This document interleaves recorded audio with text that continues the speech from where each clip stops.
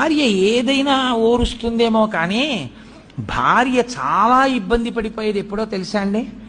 భర్త ఇంట్లో నూనె కానీ నేతి గిన్నె కానీ వంపేస్తే, మజ్జిగ గిన్నె కానీ వంపేసిన పురుషుడు వంపేసినట్టు ఉండడు.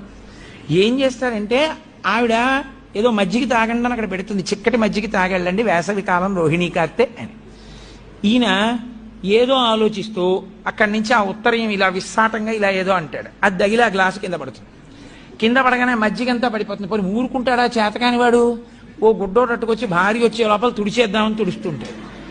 ఆవిడ వచ్చి చూస్తుంది, ఆహా ఏమి అదృష్టం అండి, నిజంగా నా కోసంగా అన్నారు మీ అమ్మగారు, మజ్జిగ వంపేశారు, పోనీ పీడా పోయింది. దాన్ని ఇల్లంతా రాసేస్తున్నారా? ఇప్పుడు ఆ వెన్నలో కాలేస్తే మజ్జిగ ఒలికిపోతే ఏ బియ్య పిండో వేసుకుంటారు, వేసుకుని ఒత్తేసుకోవాలి. నూనె ఉలికిపోయినా అంతే, నెయ్యి ఉలికిపోయినా అంతేగాని దాన్ని నేల నిండా రాస్తే ఓ నీటి చుక్క పడితే కాలు ఇక్కడ వేస్తే అక్కడికి వెళ్తాయి.